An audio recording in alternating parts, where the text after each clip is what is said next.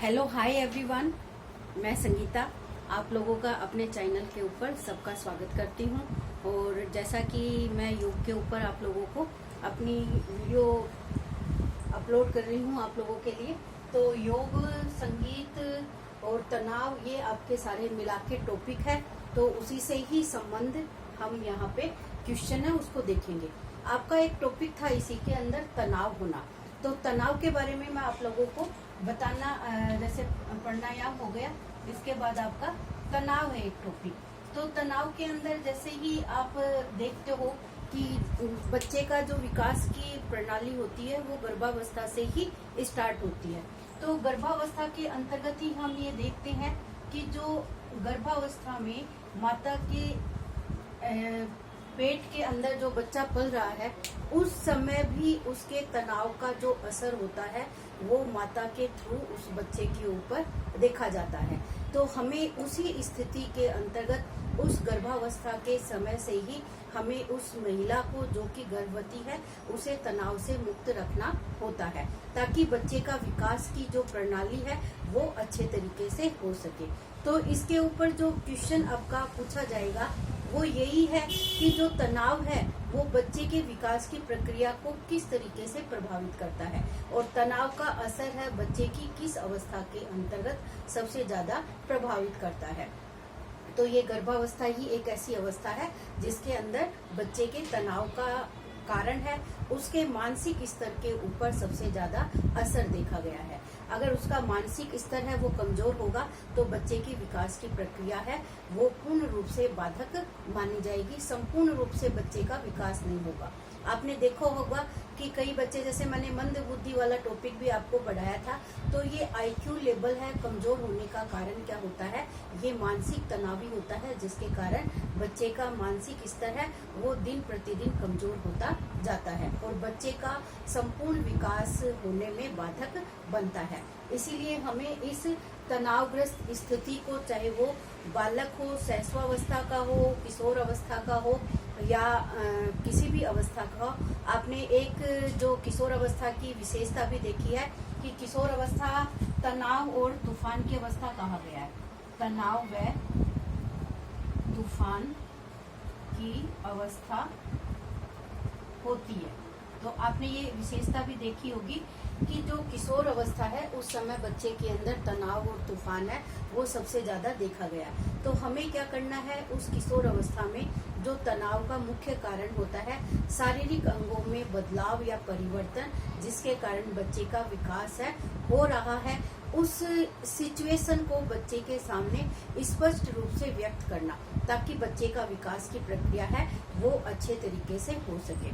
तो उस तनाव और तूफान को हमें शांत करना होगा, उसको एक शांत स्वभाव के माध्यम से, उस समस्या को हल करने के माध्यम से। तो हमें उस समस्या को हल करना है, उस तनाव को खत्म करना है, ताकि बच्चे के अंदर वो एक बड़ी समस्या ना बने। तो हमें ध्यान देना है गर्भावस्था वाली अवस्था से भी। आगे हम यहीं से टॉपिक पढ़ते हैं।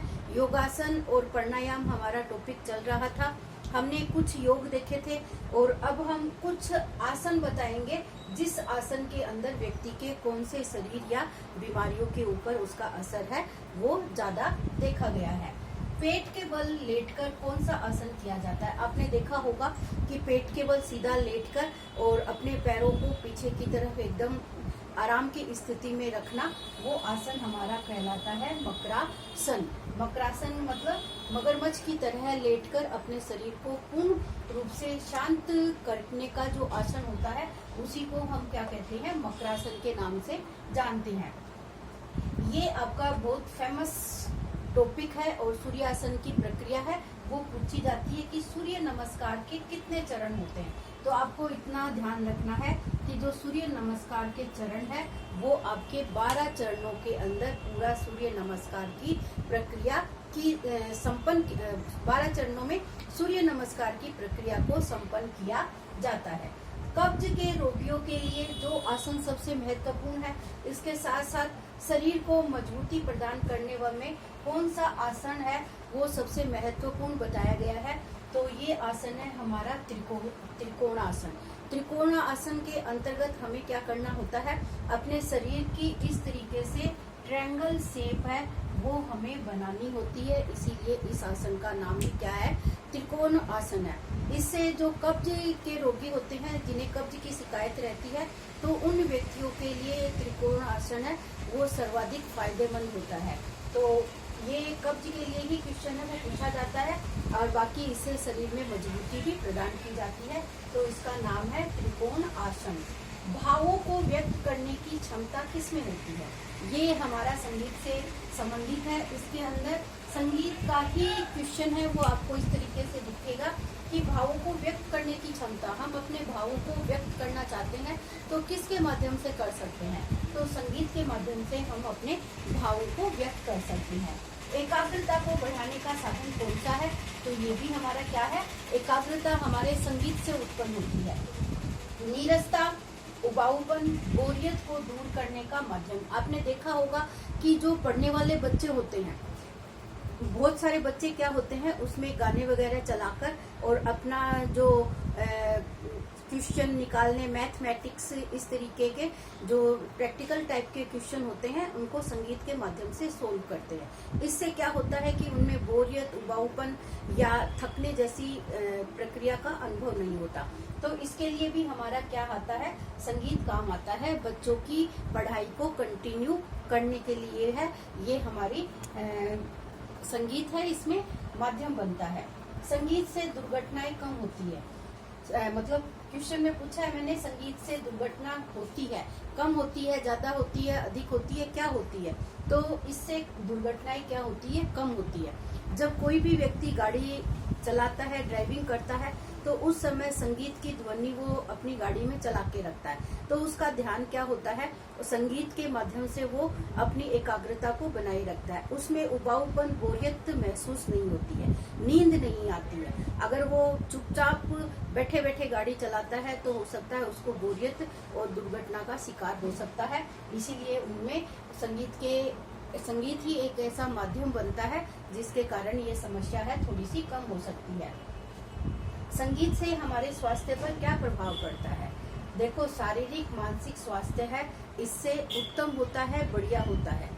बच्चे का शारीरिक मानसिक सोचने समझने की क्षमता है वो संगीत के माध्यम से अच्छी होती है। अकेलापन दूर करने का माध्यम भी क्या है, हमारा संगीत है। जब व्यक्ति घर में अकेला होता है, शांत होता है, उसका मन नहीं लगता, तो वो संगीत के सहारे अपने पूरे दिन को व्यक्त करने का एक माध्यम बना सकता है। सामाजिकता का गुण विकसित किया जाता है, समाज में अपनी पहचान, अपनी रेपुटेशन बनाने के लिए भी संगीत की भूमिका है वो काफी महत्वपूर्ण बताई गई है। शारीरिक व मानसिक स्वास्थ्य पर विपरीत प्रभाव देखा गया है, तो वो किससे देखा गया है, तनाव से देखा गया है। तनाव का प्रभाव पड़ता है बौद्धिक विकास के ऊपर भी इसका प्रभाव देखा गया है। अकेलापन का कारण होता है तनावग्रस्त होना। जब व्यक्ति अकेला होता है तो उसके ऊपर तनाव का जो बिंदु होता है वो हावी हो जाता है, तो ये भी उसका क्या कारण है, तनाव होना, तनावग्रस्त होना माना गया है। इसी तरीके से खेल भी बच्चे के शारीरिक, मानसिक और आध्यात्मिक विकास के लिए जरूरी होता है। खेल से बच्चे में अलग अलग तरीके के जो मोटिवेट करने की क्षमता होती है बच्चों में वो विकसित होती है। बच्चे में एक साथ मिलनसार कई बच्चों के साथ खेलना, उसके साथ सामाजिक आध्यात्मिक जुड़ाव है वो पैदा होने में मजबूती प्रदान करने का एक माध्यम बनता है। तो इस तरीके से ये हमारे एक नॉर्मल टॉपिक के रूप में है, जो खेल, प्राणायाम, संगीत है, इन सब से हमारे शारीरिक और मानसिक आध्यात्मिक विकास के अंदर महत्वपूर्ण भूमिका रहती है। तो आज का टॉपिक हमारा ये योग, प्राणायाम, तनाव, खेल, संगीत है, इन सब का मिक्स टॉपिक था, जिसके माध्यम से मैंने आप लोगों को ये आपकी समस्या है वो सोल्व करने का प्रयास किया है। तो all the best everyone, thank you. आपको ये वीडियो पसंद आया हो तो इसको लाइक शेयर करना ना भूलना। All the best.